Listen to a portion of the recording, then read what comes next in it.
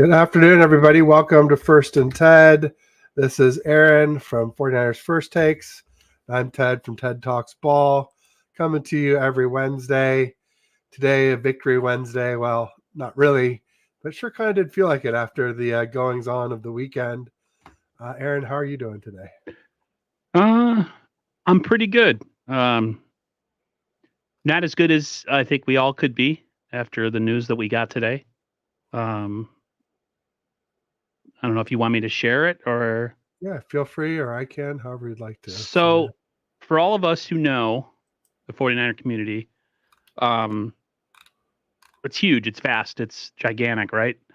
And we have a lot of people that, if you're a chatter, you see in the chat all the time, even when I'm a chatter and I'm not streaming. Unfortunately, we just had the Corey Davis news that happened not too long ago of him passing. He was really sick. And we most recently lost our dear friend, a friend of many chats, Laura Cat, which is just beyond comprehension. I never knew her in real life, but she was a sweetheart to me all the time and was always kind to me and said great things to me about my channel and was encouraging and sent nice little messages, always telling me to keep my head up and do good. And I don't even know what you can say other than, this 49er community suffered another incredible loss. And all I could say to everybody is, whatever God you serve or whatever religion you, or if you don't have a religion, or whatever deity you pray towards, do that for her family. Because it seems like it was sudden loss, even though it happened on January 2nd, for when a lot of people were saying. And beyond words, like I said, I don't know her personally, but I knew her enough. And the Niners have another reason, another feather in their cap to go out and win a Super Bowl this year. First for Corey and now for Laura. So, yeah, I'm beyond words. This is definitely a difficult one because it's this is one of those you didn't see coming type things. So I'll let you say what you want to say. Well, just that I did get to meet her in person this summer towards the end of training camp. She had Bash join her in the VIP section. That's when Bashar got all those great pictures with the players and coaches and everything. And then we met up with Breezy and John Chapman and Miss Deb in San Jose at a sandwich place for a little bit. And then I double dipped. I had lunch with them, and then Laura Cat and Bash were a little bit late in it because they were getting all these pictures, and then we went and got pizza together afterwards at Blondie's Pizza. She was wonderful, really, like you said, just very upbeat, very friendly, very positive, very yeah. It's just a huge loss, and really sad today to hear the news. Sad for her family. It's sad for all of us who knew her in one way or another. And I would just like to say that she will live on with all of us in our memories and for those of us who knew and loved her. So here's RIP to Laura Cat and prayers up for her and her family and friends. Yeah, it's I found it out today and I've just been kind of in a little bit of a daze because it's just like, yeah, it just doesn't seem. We're all used to death, most of us, in our families, grandparents, loved ones. People die suddenly, people have disease, whatever. But that still doesn't. No matter how many times it happens, it's still kind of jarring, especially when it's someone as young as her, only 46. And Bashar made a good point. I mean, we were messaging back and forth. It's like fun football doesn't really seem that important. So we're going to talk about football. We're going to try to, keep it light here and do it for the people that are no longer here. But just because we're doing that doesn't mean that we don't respect or care about them or the families or anybody connected with them. We do. They would want us to do it. So we're going to try our best, even under somber circumstances, to talk about the good old red and gold and this really incredibly, in sports quotations, important game, not in the life scheme of things, but in sports, it's an important game. So figure we do that and try to light the mood just a little bit if we can. There we go. Well, let's say hi to everybody in the audience. The chat's popping. Got Jupiter Size topping us off, saying hello to Aaron and Ted. How you doing, Jupiter Size? Great to see you. Raphael here early. What's up? It wouldn't be him if he didn't say like and subscribe with his very next chat. He was saying RIP to Laura Cat. Exactly. So did Bryant down below here. Yeah. We got Jimmy Perez in the house. Says, what's up, Ted and Aaron? What's up, Jimmy? Jess from East Coast Red and Gold in the house, giving us some prayers. Absolutely. Jupiter Size was saying RIP. I think that covers most of it. To get us started, Bryant was saying quest for Corey Davis and Marquette. Niners need to win. Absolutely. And Bryant, looks like we got a Packers fan in the house. My Chan. Go Pack, go. I can hear that chant in my head now. That boom, boom, boom, boom, boom, boom. Go Pack, go. I'm obsessed with stupid things like that. So you just now I'm going to have that in my head the whole time. So thank you very much, my Chan. Sadly for them, they're going to go pack and go home after Saturday. But wow, I'd said, before the playoffs started that the Rams and Packers were the two teams that worried me the most in the NFC. But a lot of people misconstrued that as me saying that they worried me a lot. And neither one worried me a ton. We can get into that here. People are just saying hi. Also, make sure if you're on my channel, make sure you get over to Aaron's, give him a like and subscribe. Same thing if you're on 49ers First Takes, pop over to TED Talks Ball, give me a like and subscribe. Appreciate it. It's funny that we both ended up having black hats today, or black lids or whatever. I got this one new the other day from New Era. I saw it on my dash. It's a pinstripe black hat. So, yeah. Just, nice. I'm a hat connoisseur. I like it. It's kind of tight, nice though. Looking. Yeah, it's kind of tight. My hair is this one is right now. This one is too. I don't have much slack in the Velcro and back. Yeah.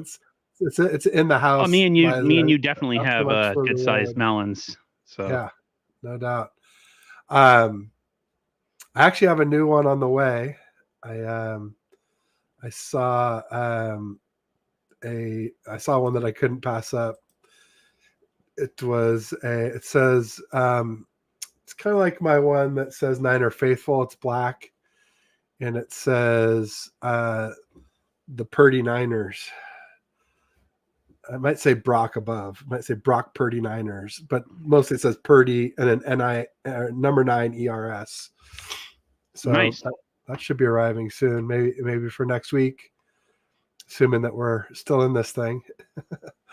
Well, we're still going to talk a little bit after. I plan on taking a sabbatical from YouTube, but hopefully that's not for a little bit. So not till February, baby. Not till February. Yeah. Got Andrew Martinez in the house giving us some prayers. Thank you, Andrew. My Chan was waving. He says we have a good offense and we'll score points. D is a little suspect. Yeah, that's sort of the way I feel. I feel like the Packers offense is really good. Jordan Love's really good. They've got good young receivers. They got Aaron Jones back. He's one of the better dual threat running backs in the league after Christian McCaffrey, our running back. But defense, what I've been telling people that like say, oh, well, we beat the Cowboys. I'm like, well, we're not the Cowboys. And Levi's isn't Jerry's world. And we have a run defense and we have an elite run game as well, too. So there's some things that separate us from the Cowboys. We also play very physical, and the Cowboys play much more of a finesse style. Which is weird because they're an NFC East team. Yeah. And that was supposed to be, if you're in the NFC East, Cowboys, Giants, Commanders, or I'm missing a team there. You're supposed to be this physical brand of football, and couldn't be further from the truth. Cowboys are not a physical team. Anytime somebody punches them in the mouth, as far as like running the ball in them, you don't hear anything from guys like Parsons. It's amazing. They get beat the same way almost every time. They get a team that's willing to kind of go at them and at their weaknesses, or act their strengths really, and they don't have any counter. I don't know if you wanted to start talking about whether one of the things that I watch a lot of podcasts, or I listen to a lot of podcasts, and I watch a lot of other channels or other forms of media. And one of the things they were saying about the Packers is the Packers have a really bad run defense.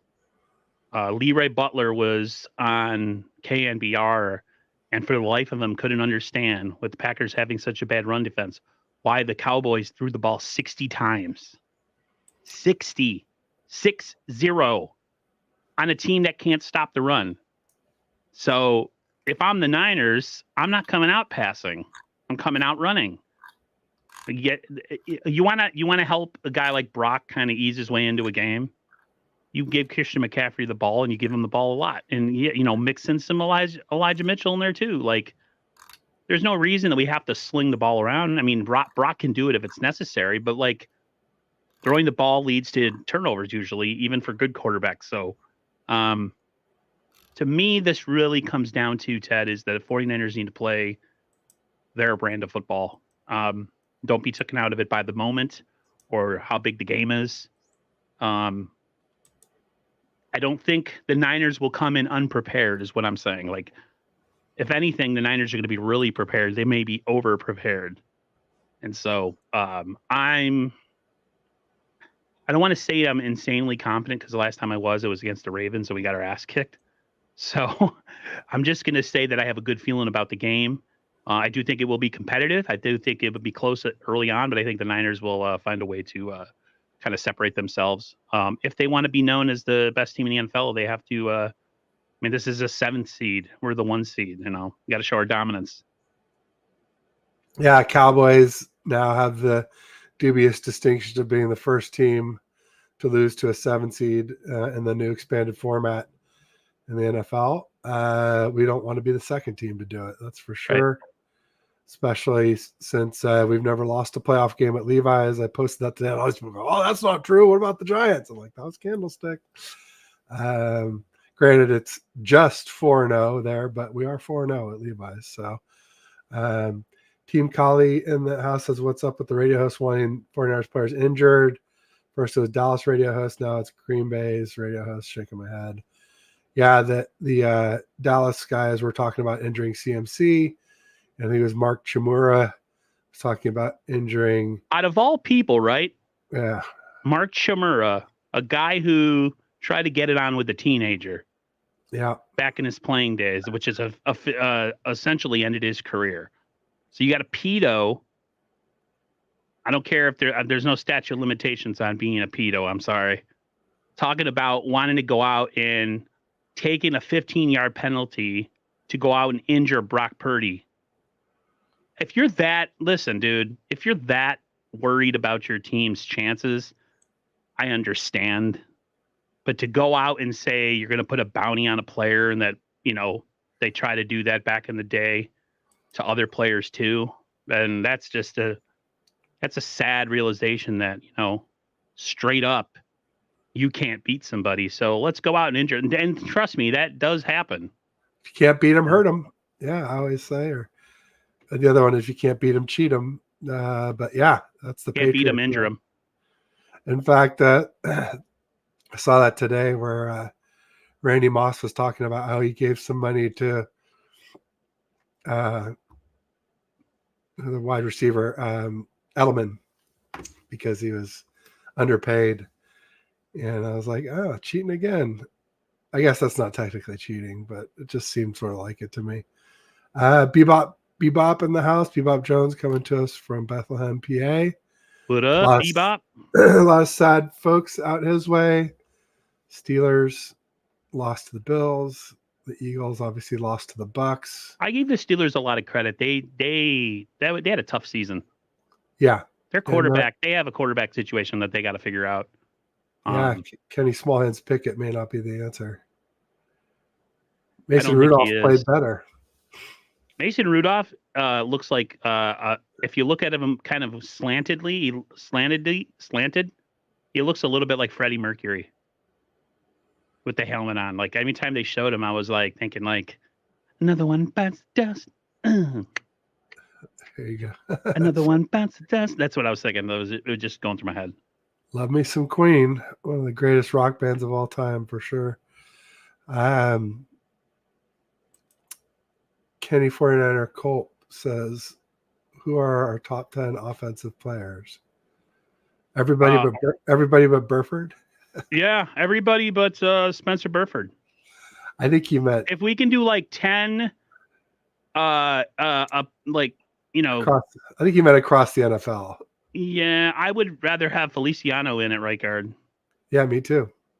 So then it would be everybody but McKivitz. Yeah. You know, I'll take McKivitz over Burford because Burford's like a walking holding penalty. Yeah. Or every time he's in there, he can't help himself. I don't know if he ate paint chips when he was a kid or, I don't know what's going on, but yeah, dude, like how can you always be dependent on to make a penalty every game? It's pretty sad. Bebop was saying Bethlehem, PA, where the Golden Gate Steel was made. Steel country out there in Western. That's the hotbed of quarterbacks. Western Pennsylvania. Yep. That was the hotbed of all the great quarterbacks. Marino, Montana, Kelly. It was. Not anymore. Yeah, I know. Did you see that graphic that came out last week where they were talking about all the top QBs now, and like 4 were from California and 4 were from Texas, and there are a few others from here, there, and yon, but none from Pennsylvania. I guess it was playoff quarterbacks. Wasn't there a football movie based on that? All the Right Moves with Tom Cruise and Leah Thompson, where he was from the Steel City. I might have missed that one. It was from the early 80s. A little bit of R-rated material in that film too. Oh, you can see somebody's Johnson. But hey now. So there is a movie. It's Tom Cruise, Leah Thompson, who played Marty's mom in Back to the Future, and then the guy who played Coach in the show Coach was the high school coach in that film. And it kind of pretty much shows a small town kid kind of like fight to get on a team. Then he's on the team, and then he gets kicked off the team for some BS that he wasn't involved in. And then he gets back on the team. And then at the end of the movie, him and the coach, who were at odds during the whole movie, end up going to the same college, I think, to be with each other again, like team up again or something. I forget. But yeah, it was an old school movie. There you go. Mark Graves says because the Cowboys got down big early is why they passed so much.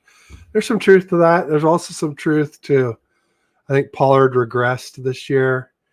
He obviously had that ankle injury last year against us. And he wasn't as good this year. And they had these other guys, Dowdle and some little teeny Deuce Vaughn or something like that, some little teeny tiny guy. But I don't think there's anybody capable of carrying the load for them, even if they did have a lead. They could be a really effective run team. They have a great O-line, though, so that's half the battle. I thought Greg T. Nelson was the name of the actor. Oh, there you go. And somebody else agreed it was a great movie. It was a great watch. Yeah, it's pretty good. Leah Thompson was also in, was it called Some Kind of Wonderful or something like that? She was in the movie Some Kind of Wonderful with Eric Stoltz. Yes. He was the drummer. The other girl was the drummer with the short blonde hair. The blonde hair. The one who loved him and he loved Amanda Jones. Yeah, that girl loved him. He loved the girl from high school. And then at the end, the fancy, high maintenance. Yeah, and then Sochi right side of the tracks gal. Yeah, and they were Eric from more of the hood. For anybody who doesn't know who Eric Stoltz is, Eric Stoltz was, he was supposed he ended up Okay, so Michael J. Fox originally couldn't get into Back to the Future because he was doing Family Ties at the time. So they they chose Eric Stoltz as to be Marty, and then they ended up like having to redo most of the movie because it just wasn't working. So he, in an alternate universe, he was Marty McFly. One of these Interesting. days, they got to put out a documentary where they show his part of the movie. I would love to see it. Yeah, no But doubt about it. here we Tommy, talk about football since people are here to talk about football, and we're talking about Back to the Future and all this other 80s stuff. movies, All John right. Hughes films. Tommy Huxley now says, I miss you, Laura. She was a sweetheart. Thanks, Tommy. Thanks for being here. Frank Tom Ocean in the house at TNA. Long time since I caught you both. Well, we're glad you're back. Welcome back, Bebop. A little heartbreak. Yeah, we're all definitely dealing with this in our different ways today, for sure. It's a little bit, well, I would say bittersweet. It's just mostly bitter. Heartbreak for a family taken away too young. Absolutely. Tommy's 46, I guess. Thanks for coming through, by the way, Tommy. Everybody here is the same sentiment. Yeah, it's not something that anybody expected to hear, for sure. No doubt about it. The winner of this game goes to the Super I don't know Bowl. if you'd agree with this, Ted, but I feel like the underbelly of the Niners content creator community, and I'm talking about not the top channels. I'm not talking about all the big guys.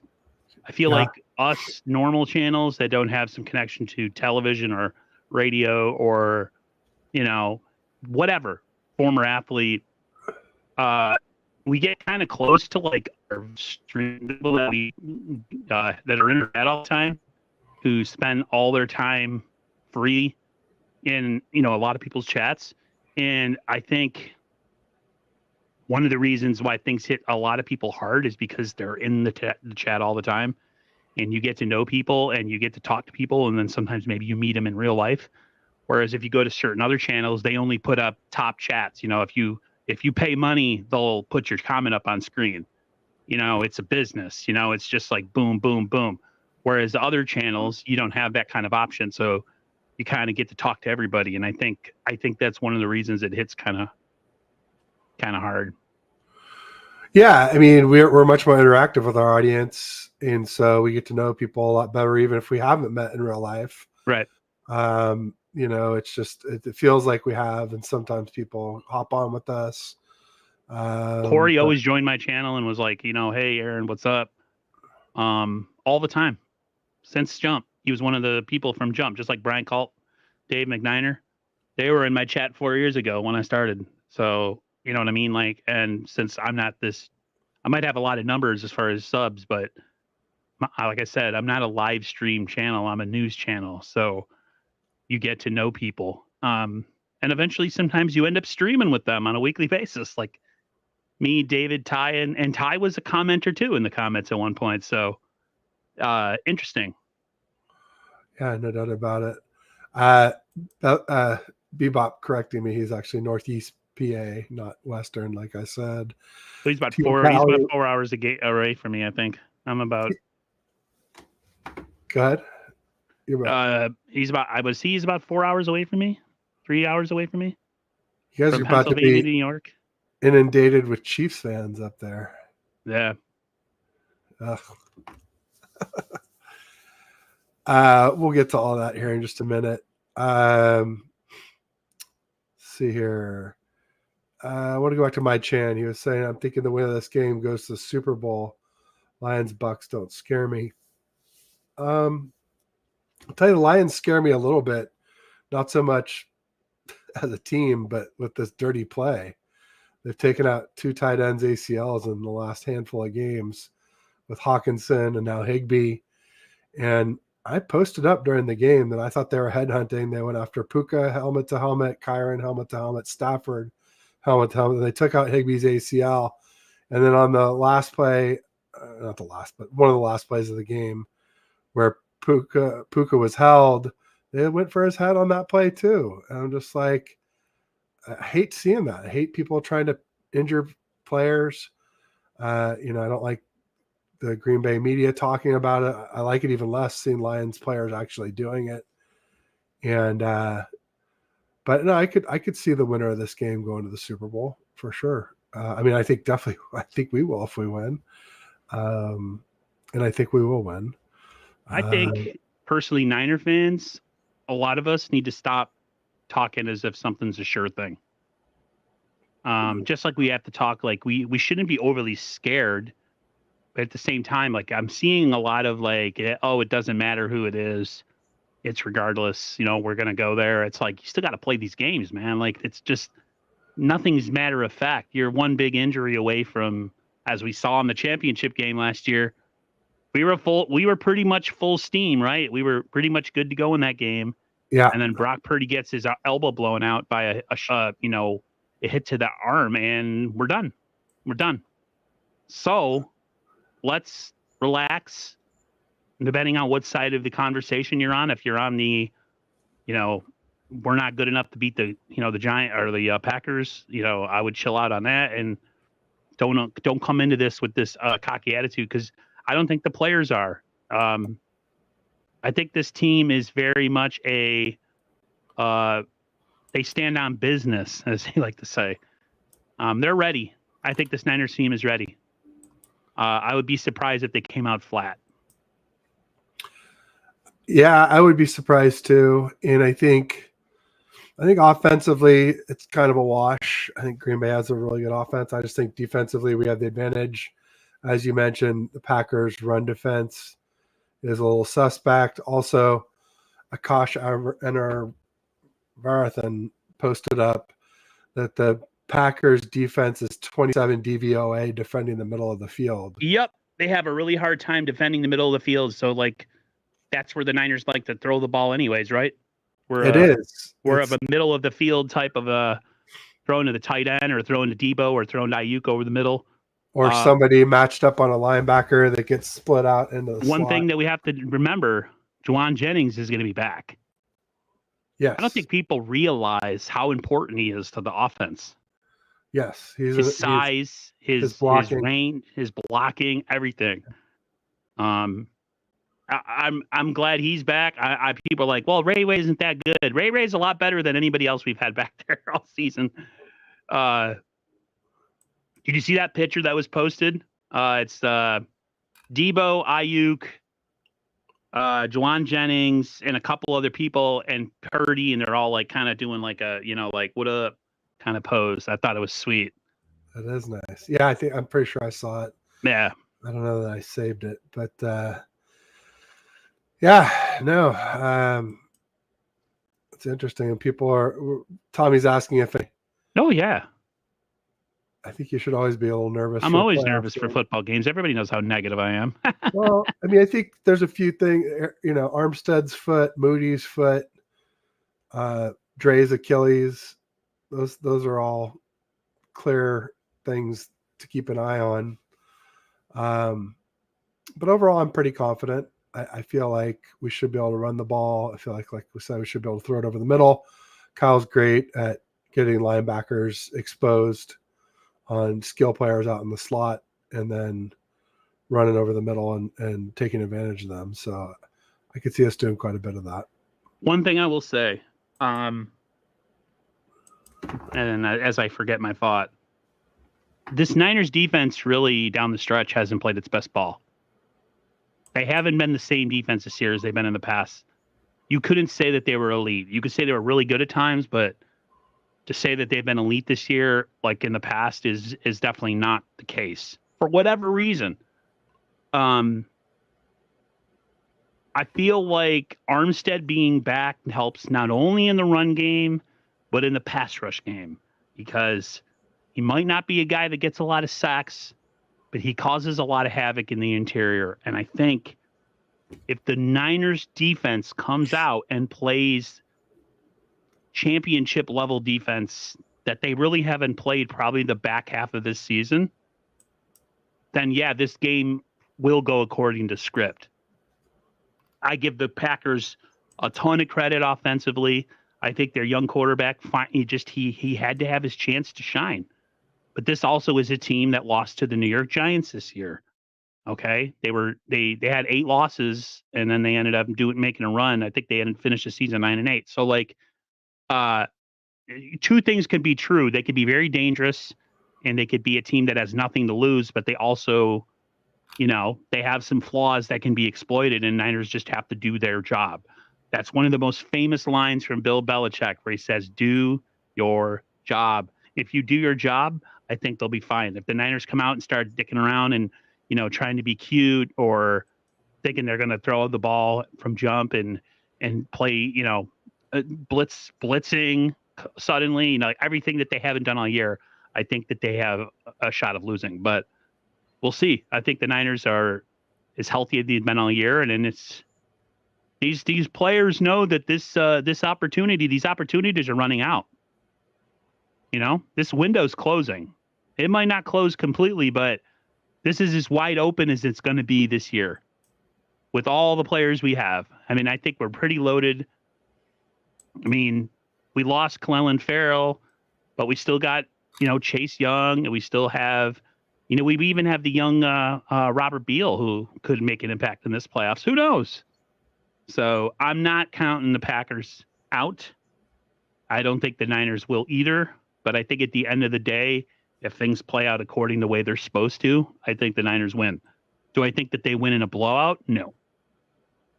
Because like I said, the Packers have nothing to lose. They're coming into this game. They're not expected to do anything. You know what I mean?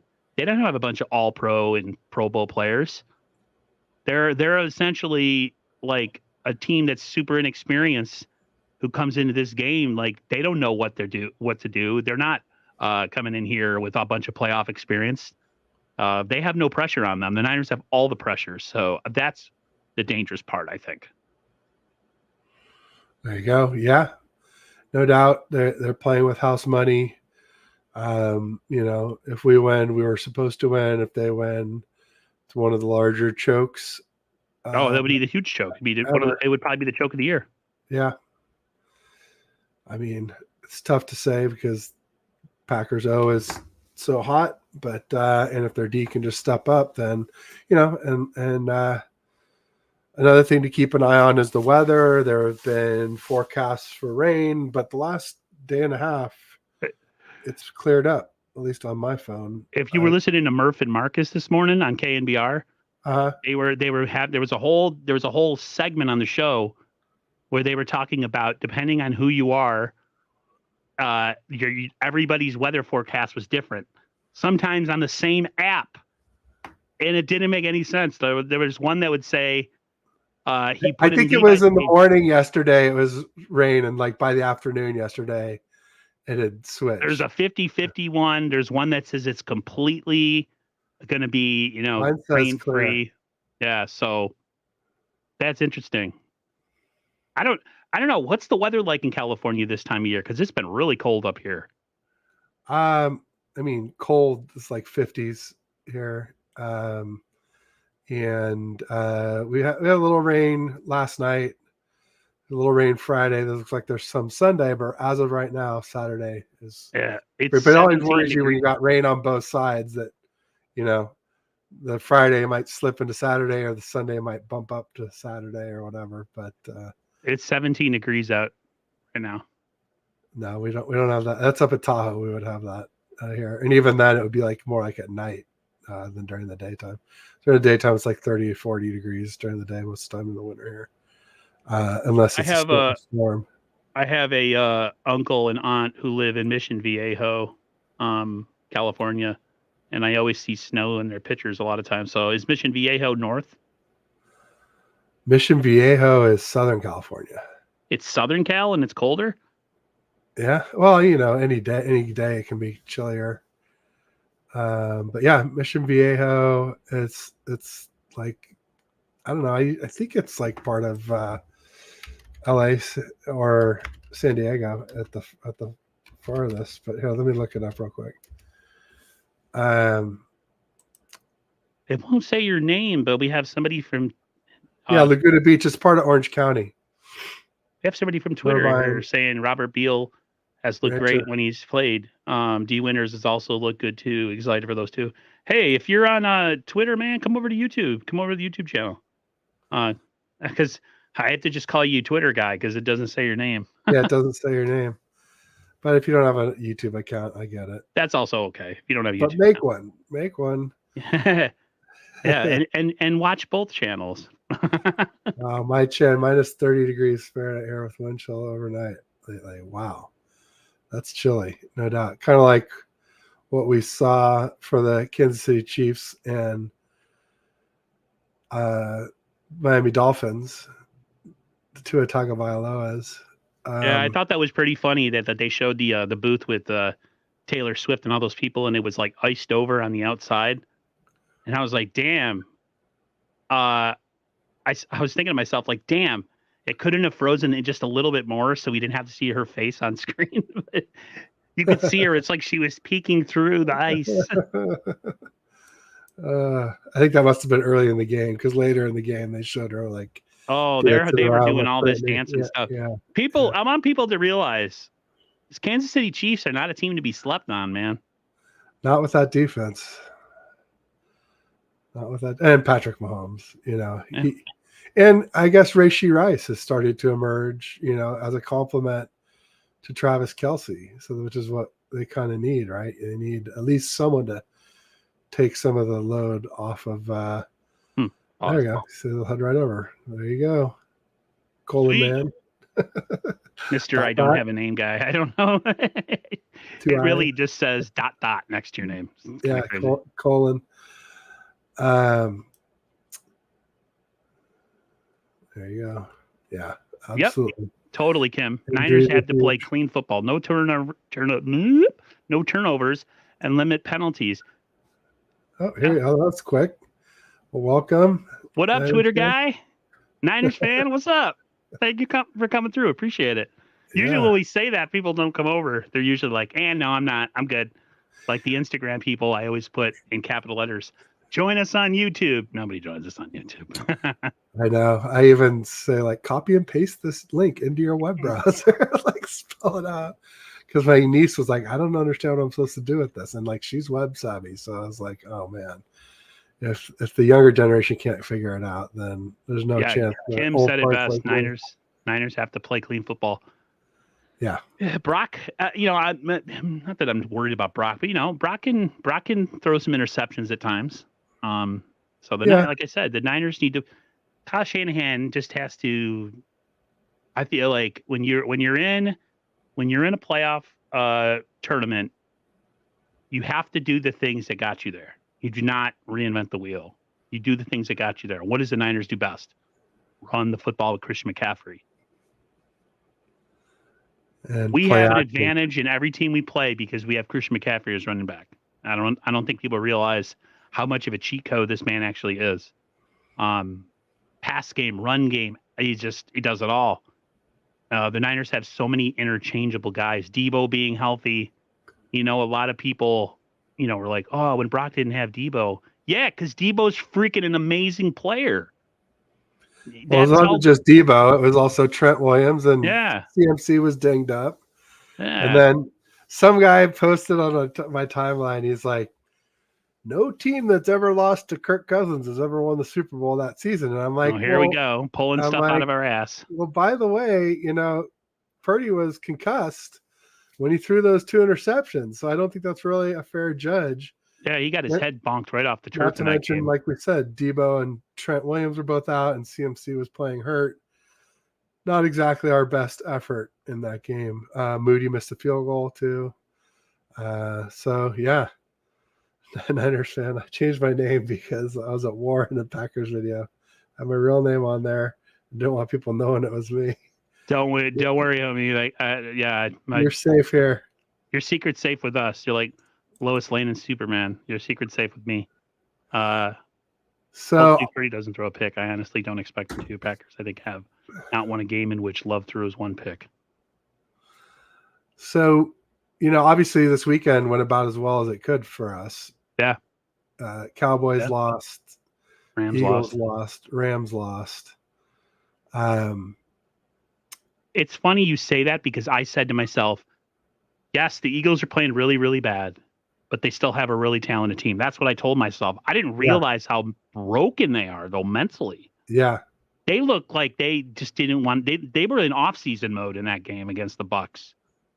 Did you get that vibe that they were just checked out, like done for Oh, the year? absolutely. And fighting and not listening to Hurts. And I felt so bad for Goddard. He looked so hurt and broken in that yeah, game. He had his helmet off. He's kind of balding. His hair's all sweaty and gross. His beard is kind of gross looking.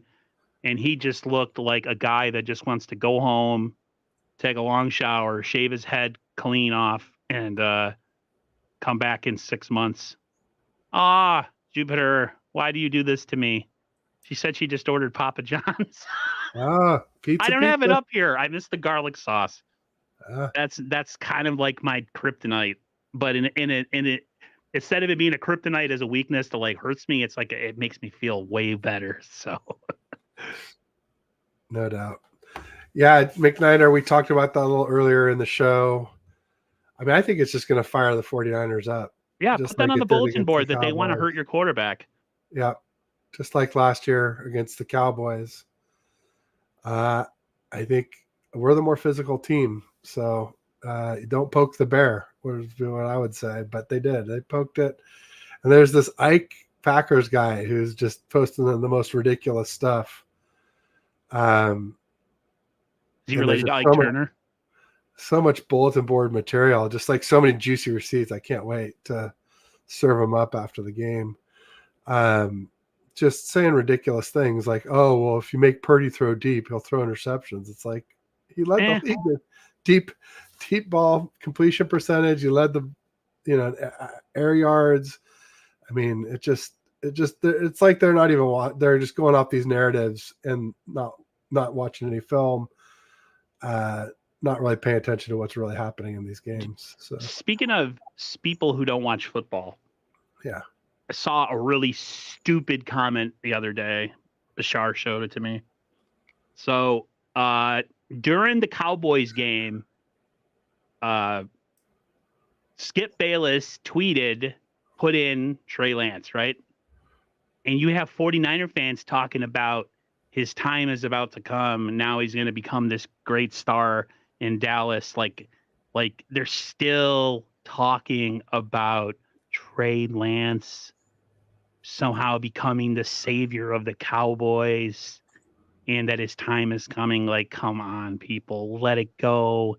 Dude is a third string quarterback. I don't see him personally being a starting quarterback in this league. And that's just my opinion. I'm not saying that it's gospel, but like, why are 49er fans talking about this still? What is your obsession?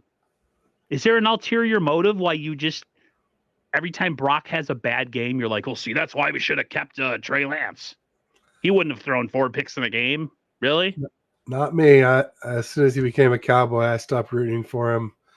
I hope we never see him turn great, because then I'll just be wishing we kept him instead of Darnold. But I told Bashar not to send me those picks because they get me in a bad mood. yeah, so I far was it's been pissed. working well though. So I got to say, all my fire and brimstone before the season started. Knock on No, wood. you had your reasons to be kind of upset with the franchise. They went in and they gave up a bunch of stuff and they traded away future picks to go and draft a quarterback who had all the requisite stuff that everybody's looking for. Yeah, Look, but I it took it failed. too far with our fans. I alienated a lot of people over it, and that was a mistake. Yeah, but you have massive engagement on Twitter. For a minute, and then I was just like, I can't handle these people anymore. Yeah, because then But, you essentially stirred the well, hornet's nest up. well, then people are talking about Trey Lance every time I say something nice about Brock Purdy, and it's just like I said all offseason, you can like both. I do like both. You don't have to hate one to like the other. I just didn't think Purdy could ever do what he did this season, which is become a highly proficient deep ball thrower. And he also he had some long runs too. Remember I said before, like I didn't think he had a run past 10 yards last year. That's the thing. I think a lot of people He realize improved in both. when we watched Trey Lance running, I actually feel like Brock's a better scrambler, not a better athlete, not a better, if you get a head of steam guy, but just knowing where to move and go and when to run, when not to run. And he's like this small little guy that has no real elite athletic traits. And Trey Lance always seemed like he was thinking too much. You know what I mean? Like something was going on up here where he just didn't play loose, whether it was throwing the ball and or scrambling. Like me and Bashar were talking about this. Like Brock is sneaky good scrambling. Yeah. As a quarterback, he's sneaky good. He has a little bit of that Joe Montana in him. Like they're not this athletic guy, but yet they're able to get away from the rush, throw off a different platform. You know, it's interesting. And Team Cali said some of our fan base is still mad Darnold beat him out for Q2. Yeah, I mean, I'm not a big Darnold guy. I'm not a Not one Darnold bit. guy. I don't think he's good at all. No. But I don't think Trey Lance was better. I mean, he might have had a better camp as far as big time shot plays and making like, you know, big time throws, but that's practice. Then there's games. Yeah. So yeah. He's robotic, Lance is. Here's the thing. I'll be fine as long as we don't need Darnold, or if we do need him and he actually comes through, I'll be fine. But if we ever need him and he falls on his face, there's gonna be a lot of really angry people then for sure. But you know, we'll see. Niners fan was saying, honestly, I think Ike Packers is just trolling for engagement. Yeah, I think that's probably he has a big podcast, and I think he's kind of doing that. You know, no such thing as bad publicity sort of approach. But it's just funny because I like read through a lot of the replies to some of his idiotic posts, and the Green Bay Packer fans like, come on, dude, you know, Purdy's really good, and you know, you can't say these things. You're setting us up. You're giving them bulletin board material. These are going to be quote tweeted, blah, blah, blah. And then somebody said, the Cowboys did the same thing to us last week. And it's like, you think you would learn, like, well, how did that go for the Cowboys after they shitposted the Packers all week? It's just like showing Aaron Love's interceptions and saying, this is what happens when you pressure Jordan Love, not Aaron Love. I've mixed them up there. It's okay. I'm seeing something interesting on the timeline too from Packers fans. It seems like they think Jordan Love is better than Aaron Rodgers. They're because they're like, oh, you were 4-0 against Aaron, but he's gone. Now we have Jordan Love. And I mean, I know but he obviously was great. He's just someone we're not experienced of playing yet. And then, you know, the Niners have their issues with scrambling, moving quarterbacks that are athletic. Yeah, he is athletic. He's sort of everything we wanted Trey Lance to be. So, yeah, you know who is everything we wanted Trey Lance to be is freaking Stroud. Stroud, yeah. Stroud is. I don't know if Stroud's going to get out of the AFC this year, and you know, but that Texans team, my brother is a Dolphins fan. He's like, damn, dude, we just can't win with trying to find an elite quarterback because my brother doesn't really believe that Tua's the guy. And, you know, Dolphins have a really good team, but they just don't have a where it counts kind of a quarterback.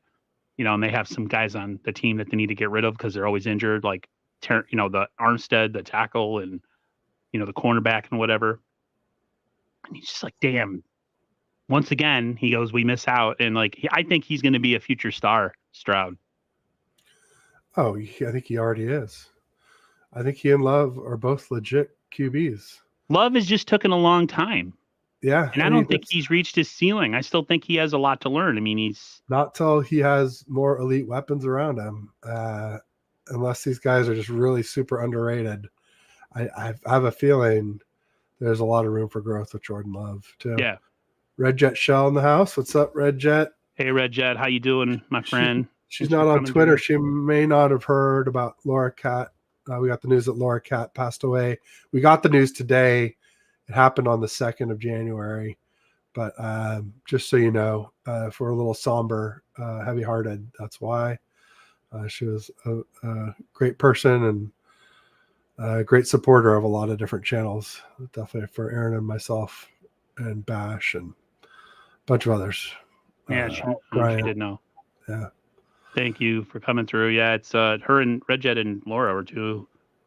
two of the biggest supporters of my channel, always coming through and always having awesome things to say.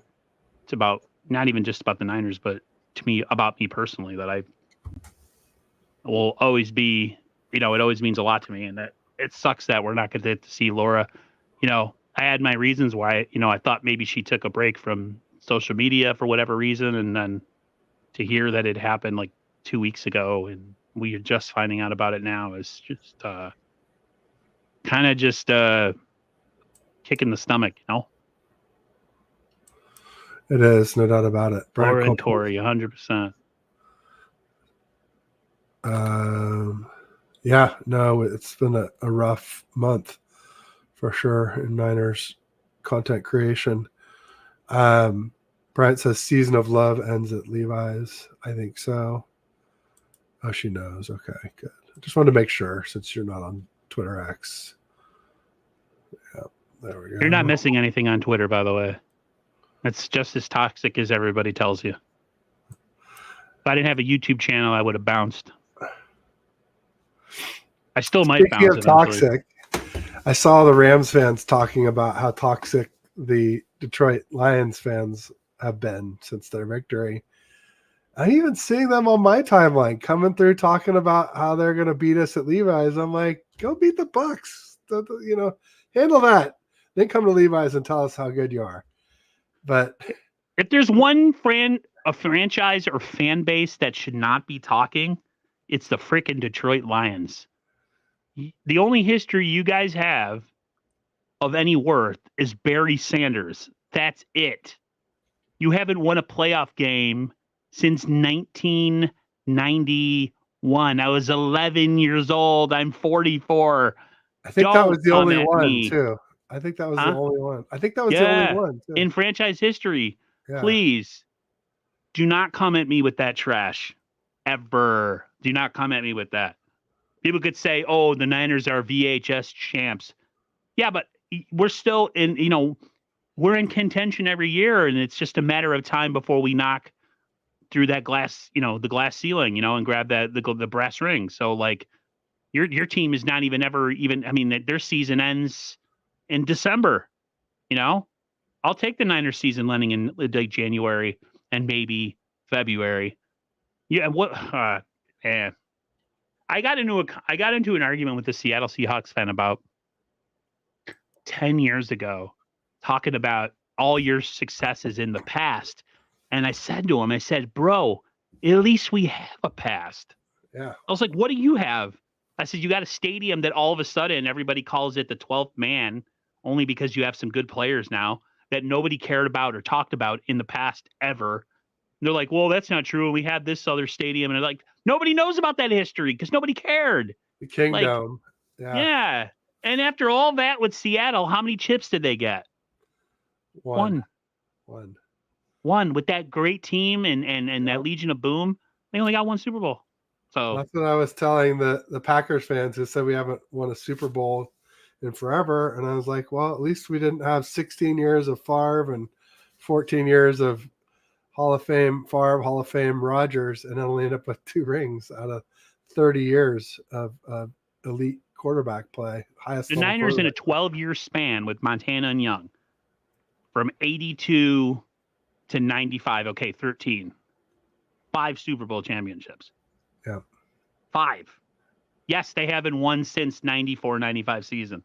But think about that. In the history of the franchise, within a 13-year span, 5 Super Bowl championships. Yeah. I'm happy if they get 1.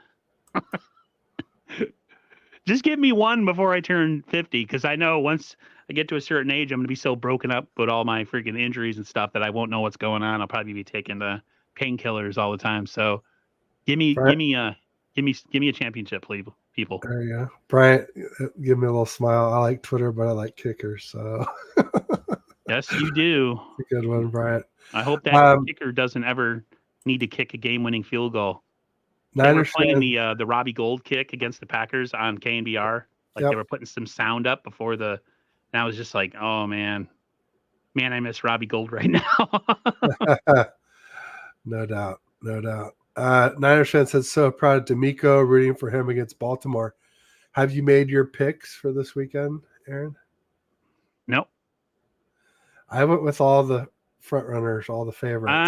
The only team I'd make a pick on is I think the Niners will win, but I really don't picked care us. about the other teams because the Niners, I think when they play their best ball, they could beat anybody. I think they could beat Baltimore too if they played their best ball. Absolutely.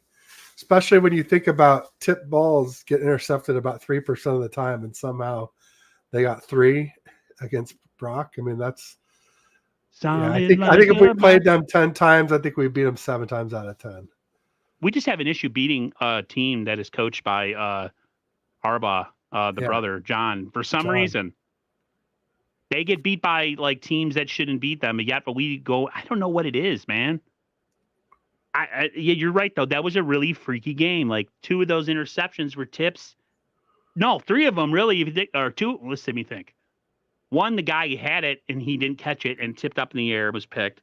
1, he got his arm hit, picked, and then the one where the screen. Like, when does that ever happen? Where a guy jumps up and picks off the screen, tipped up in the air? Like those are just they don't happen very much. Well, that Ike Packers guy posted up one of them, the one that was intended for Kittle.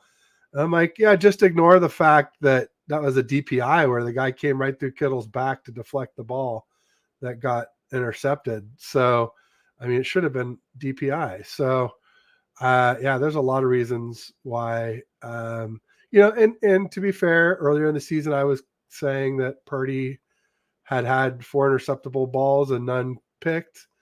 And it just, the law of averages caught up with us a little bit, but I don't think he got a lot better. I thought last year during some of the games he had some interceptable balls. A lot of interceptable balls. Yeah, he did. He sure did. Absolutely. Brian Culp said the Seahawks made the playoffs a bunch in those years. They did, Bryant, but after the 2 Super Bowls, they never made it to the NFC Championship game again without the Legion of Boom and Prime Beast Mode. Russ dragged them to the playoffs, but they could never make a lot of noise in the playoffs again. Even, like I said, the NFC Championship game, let alone getting back to the Super Bowl. Just for all the noise that they make and all the physicality and just all the, the bad blood between them and the 49ers, you would have thought they'd won 4 chips and they won 1. They should have won 2, but instead of running the ball, kind of like us against the Ravens, they decided to throw it in the end zone. And both times, it was no bueno. One was just tipped out of bounds because Kaepernick has this long ass release and you're going and throwing a jump ball to a guy that wasn't really all that good in Crabtree. And then you have Prime Beast Mode. All you have to do is run it up the gut. Boom. Seattle wins championship. But we throw the ball instead. Never understand that. Crazy. I mean, it's good for us. That means we can still talk trash about them, but Niners fan said he picked the Bucks, the Packers, and Texans to win last weekend. I picked the Bucks.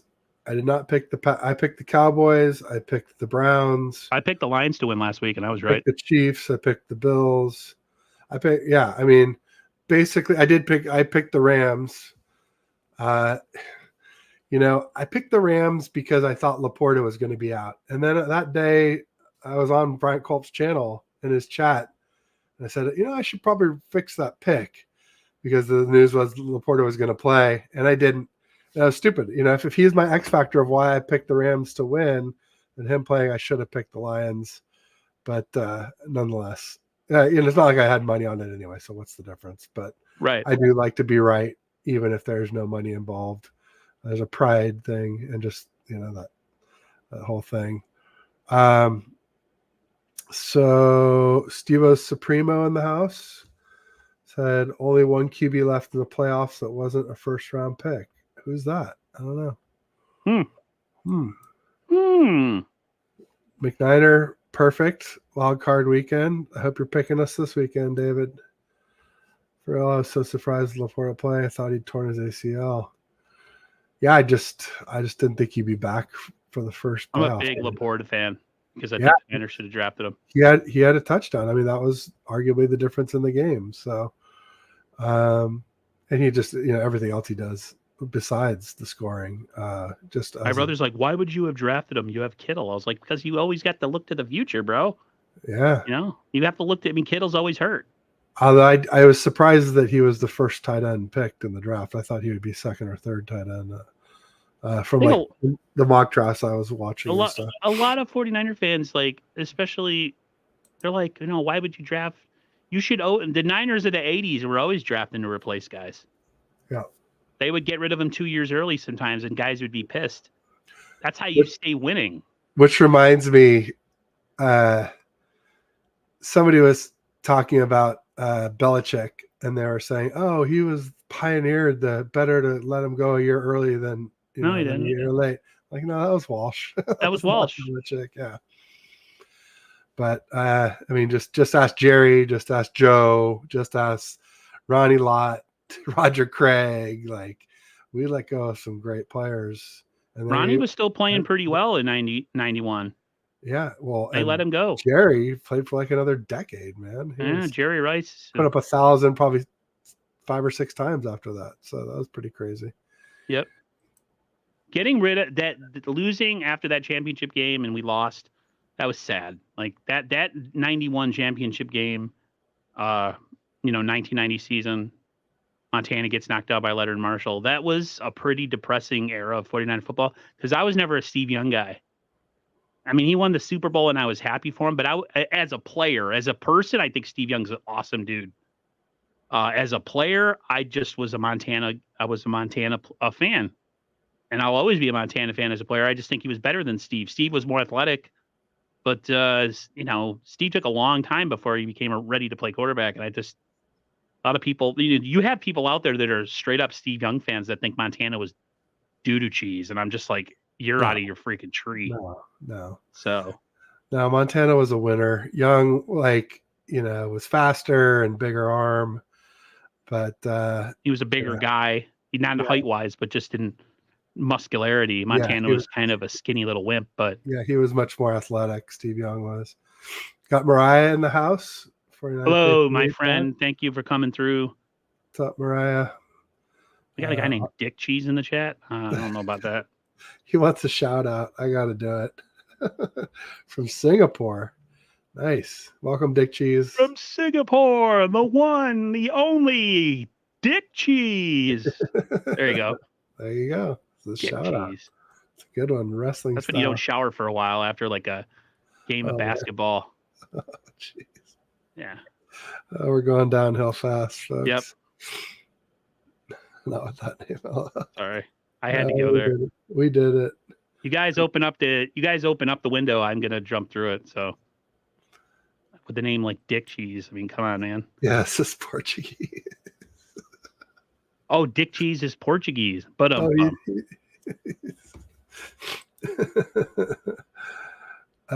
like a good linguiça sausage. I think is that the reference? I have no idea what you're talking about. You lost me on that one. There's a Portuguese sausage called linguiça. That's really good.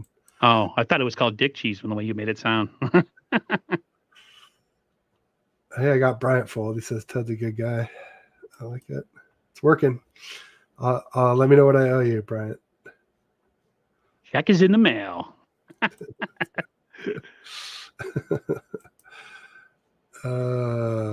Oh, interesting. Single Dick Cheese, a Packers fan. Did not know that. I don't know. It's the first time I've seen him in the chat. That's all I know. What else is going on? What do you got going on coming up this week? We have the one and only Raj tomorrow, 9:30 Eastern. And Friday, the Niners Coast to Coast crew. Monday, we couldn't make it just because, we just couldn't make it. So we're going to go on Friday. I think it's at the same time, 8:15 p.m. Eastern. It'll be, I think, on Brian Culp's like, did I lose my opportunity as the day? And I was like, no, so it'll be on BC's channel, Brian Culp. Be sure to go to his channel, like, share, comment, subscribe. We'll be on there. So it's Raj tomorrow, Niners Coast to Coast Friday. I got to figure out what's going on with me and Bash, if we're going to even stream this week, or do we stream Sunday? I'm not sure, because as we know, the Niners play Saturday night. We technically could do a stream beforehand. Do like the Ravens game is on There's a lot of Yeah, people and watch it. also a lot of people will be watching that. Yeah, that's what happened to my. That's what happened to my. I voted for Pedro show this week. The Bills and Steelers was on. I didn't want to stream during a playoff game unless I was live casting it. My bad guy Bash was very close with Laura, so Yep. I'll respect his wishes if he does not want to stream. Yep. I totally understand that. So there's also that for anybody who knows they knew each other personally in real life. So not going to sit here and hold the stream over his head. I mean, I think it's it's good to do sometimes things to keep your mind off of things. But if you honestly don't feel like doing it, I totally understand. Yeah, gotta have the. Did you know that some Asian culture is a delicacy? I think she means head cheese, not dick cheese. I have no idea. Because head cheese is like this kind of like bologna stuff that has like chunks of whatever. I know what head cheese is. It's just the name. I think that's what she meant. Oh my god! It couldn't be dick cheese as a delicacy. Head cheese. Unless they're always like, hey, yeah. Oh my god, guys! I have nothing to say. I'm a little embarrassed right now. Oh man, geez, no, she meant it. Oh god, that's even worse. Thank you for coming through, Niners fan. Appreciate it, man. He says, "See you later. Thanks for having me in the chat. I subscribe. Have a good night. Thank you very much. Appreciate you coming through, man. Thank you. So she meant the dick cheese. Wow. All right. Young boy. Oh goodness, getting a little R-rated there, my friend. Oops. Just like young boy P. Okay, and then that. With that being said. Oh man, the sponsors are definitely going to take their ads out of this one. David McNiner says, "I am not into salty snacks. I'm not either. Thank you." Pause. Dude, this is like a Beavis and Butthead episode right now in the world. Oh man! Let's get it back on. All right, I have a Behind Enemy Lines show tomorrow. Okay. I got a guy named Goot, Gute, who is a Green Bay Packers fan content creator. He'll be on with me tomorrow at 3 p.m. Pacific, 6 Eastern. I have my usual Faithful Dog show at 2. I'll see if Mike wants to move that up a little earlier so we can have a little more time so we're not only have 45 minutes or 50 minutes. And poor guy, Browns killed it, made the playoffs, and then got killed by the Texans. Brutal.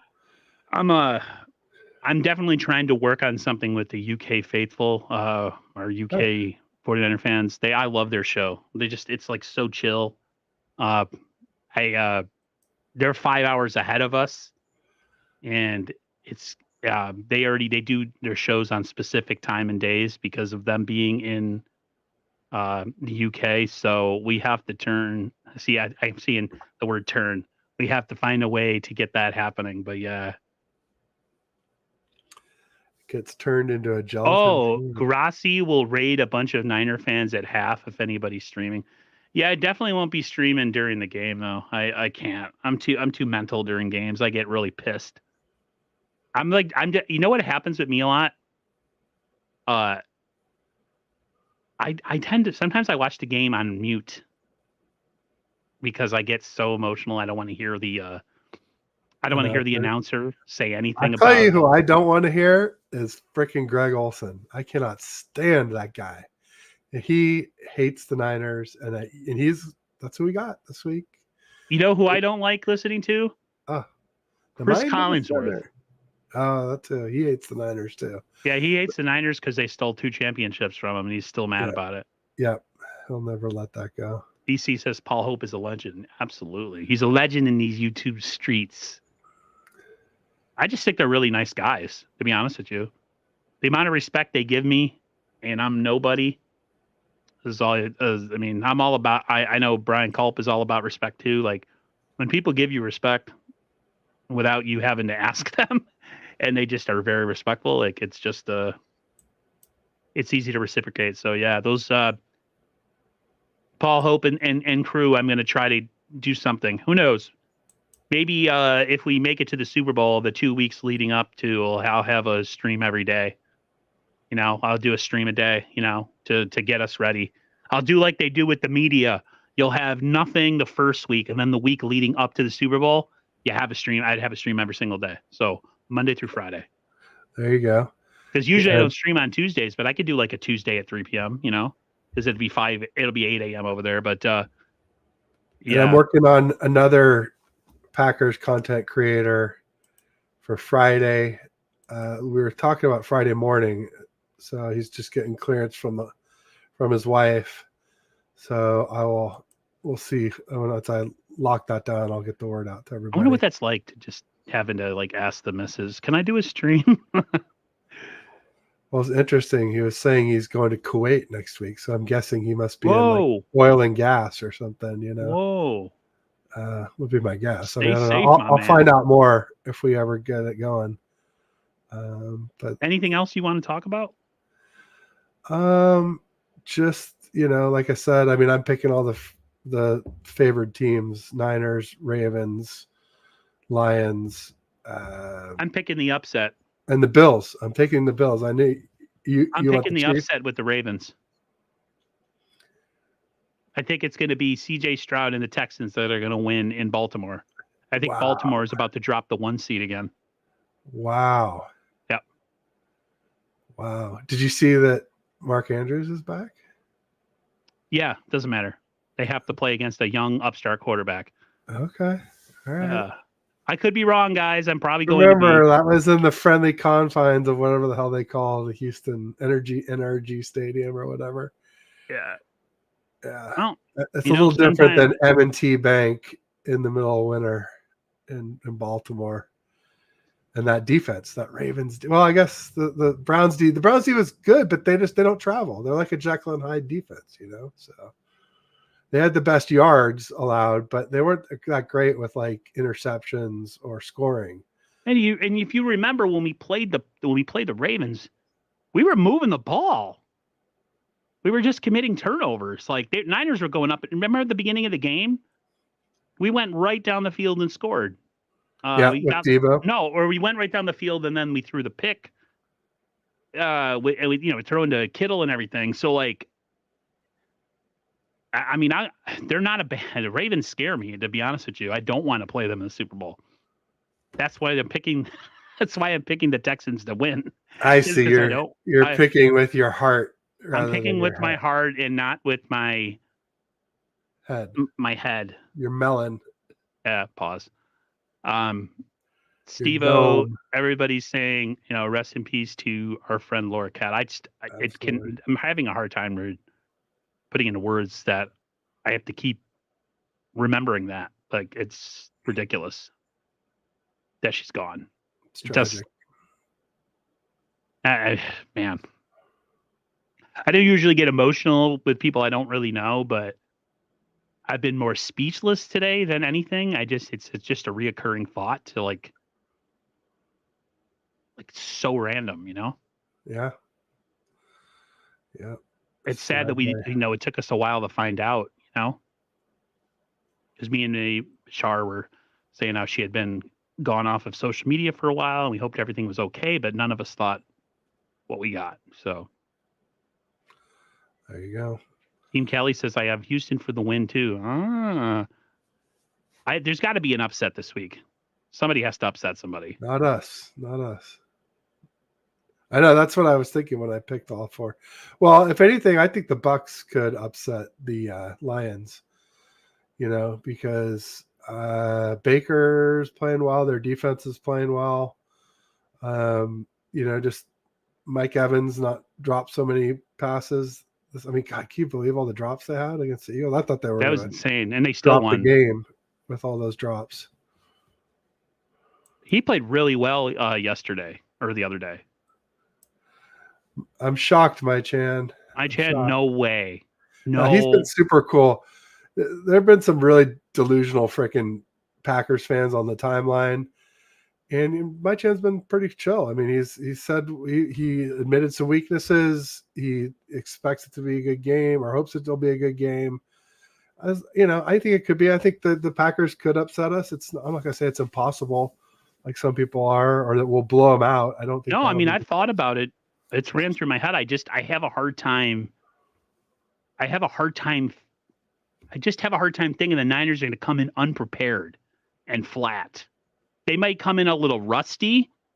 Maybe it takes a drive or two, but to come in flat where you just are emotionless and are completely unprepared to face your opponent when you've had extra time to prepare, and you have all these veterans that are talking all and saying all the right things about how, this, that, and the other about going into this game, and Kyle saying how everybody is locked in, and like if they go in and lay an egg, it just would it I just don't it wouldn't make any sense. The only way Not I could saying see it, the only go way I ahead. could see it is just from my own personal perspective is like, you know, my most hated team is the Seahawks. They didn't make the playoffs. After that, it was the Eagles. They got bounced. Cowboys, they got bounced. I wouldn't say I hate the Rams. I dislike them because they're in our division and their fans are annoying. But it's hard to hate a team that you have so much ownage on. Sort of same thing why Seattle's maybe going to fall out of that number one spot. But they all lost, and that's great. But then at the same time, it's a weird feeling like not having a team left in the NFC that I hate by the divisional round. And so that would be my only fear for the Niners is that they're like, they wanted the Cowboys, they wanted the Eagles, then they wanted the Cowboys in the NFC Championship game. And now they're just like, Packers, we beat them the last 4 times. This is obviously a different Packers team, different quarterback. And, they're very young and they don't know what, why they should lose, maybe the way those other teams kind of knew what was coming before they showed up. T. Kelly made a good. If you bring up his comment down at the very bottom, he says, "I remember early in the season, Green Bay fans gave up all hope, and now suddenly they know for a fact that they will beat the 49ers." Yeah, it's somewhere in between. It's not all good or all bad. It's they're a young team who's dangerous because we don't know anything about them. Well, And they have nothing to play for. on They this they're nonsense, not expected to win. this nonsense of the Ravens gave the blueprint. Well, you're not the Ravens, folks. You don't have the Ravens D. You You got to don't have have the you don't personnel have in order to make Lamar. that stuff happen. Yeah, and and like let's not hyper focus all on one game. It's just silly. That's why you play 17 games. Like if you want to do that, like we could say, like you said, they lost to the Giants, they lost to the Raiders, they lost to the Falcons, they lost to the Broncos. We both lost to the Vikings, but bottom line is they had some stinkers they lost to. So, like, if you want to focus on the Ravens, fine, but the Ravens are Super Bowl favorites. It's not a choke to lose to. I mean, we did kind of choke against them because of all the bad luck, but it was more bad luck than anything. And like I said, I mean, I like our odds against any team if we're healthy, including the Ravens. But like you said, I'd rather. I mean, shoot, can you imagine if it was the Texans against us in the Super Bowl? That'd be pretty crazy. That would be an interesting. That would be an interesting matchup. D'Amico against Kyle. Yeah, Coach of the year. the D'Amico stud definitely quarterback, deserves it. the stud quarterback with all the prerequisite tools versus the guy that nobody wanted. That would be a great storyline. It would be like David and Goliath twice. It would be the great Niner team versus the upstart Texans team, and then you'd have this amazing physical specimen quarterback in Stroud, who is the living embodiment of what we thought Trey Lance was going to be, versus a guy that everybody thinks looks like a guy that works at like a hotel bellboy. You know what I mean? Like nobody thinks he's anything. So I think that would be an interesting. At the end of the day, I mean, if the Niners lose, then it's a giant shock. If they win, it's not a surprise. You know what I mean? So the Niners are expected to take care of business. Do I think the game will be close? I think it will be. I don't think the Niners boat race these guys, but then I say that and they do, or I get too arrogant about it and then they end up losing. So I think this will be a close game. I think the Niners win by 10. There you go. maybe 12 points. The Smitty does not. The He says Smitty thinks we're going to 40. boat race them. I don't believe so. I don't know, man. The playoffs are different, man. Playoffs are so much pressure. They're playing good ball. The Packers are for sure. Playing incredible ball.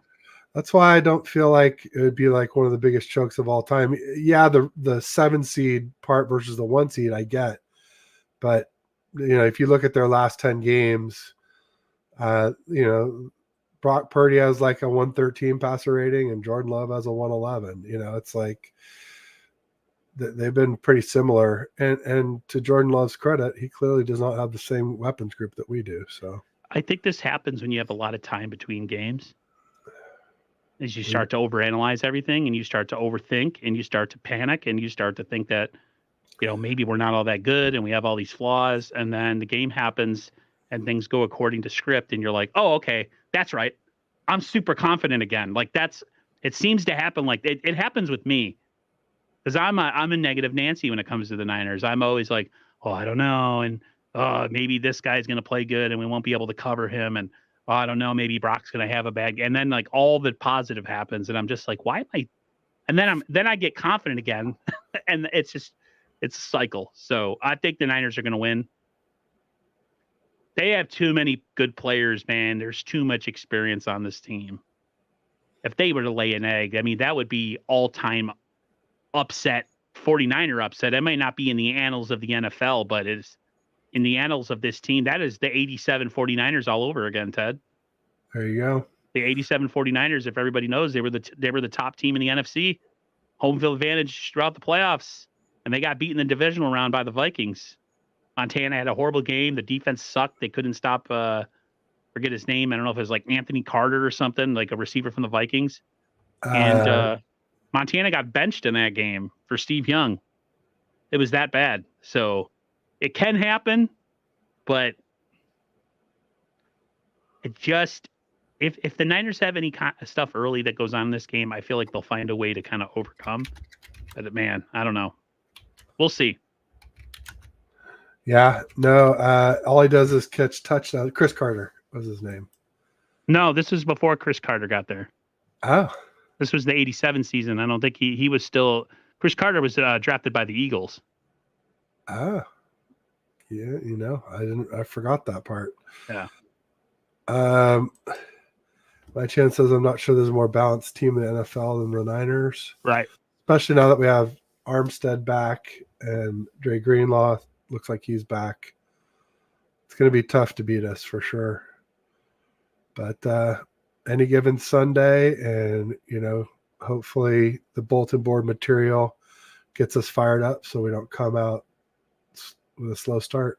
Come out, and because as we know, we are a front running team. We need to establish the lead early. And if it is a close game, maybe it's because they're catching up towards the end rather than back and forth. Yeah, the Niners are definitely, people are like, what does that mean? They're front runners. The Niners are good. The Niners are the most dangerous when they get a quick lead and they get up early, and their defense is able to sick the quarterback, get some sacks, get some pressure, cause a turnover here, and all of a sudden the Niners are up, 24-0, 31-3 in like at half or something. You know what I mean? So the Niners do have issues sometimes coming from behind. The way that offense is built, it's just like Miami. My brother and me were talking about that. The way that these offenses work with all the gimmicky stuff and all the motions, all the smoke screen stuff. Sometimes you just need to freaking take a snap from center and go back and throw the ball without any of this other window dressing stuff. And I think that's the 49ers and teams that run that similar offense is Achilles heel. The Texans. Yeah. You got to have those offenses have a hard time when they just have to play drop back and throw the ball football. So, but I'm having my nose itch like crazy right now. It might be a good sign to get out of here. All right, let's do it. Thanks everybody who came out today. I really appreciate it. Yeah. Thanks, Aaron, for being my Thank everybody, all the support for Laura Cat. We're definitely all thinking about her. R.I.P. to Laura Cat. Or for her and Corey, man, this is the year. We got to do it, man. No doubt. If there was ever a year to win a Super Bowl, it's this year. So everybody, thanks for coming through and being supportive. We'll see you next week, win or loss. And take care and go Niners. See ya. Peace. Go Niners.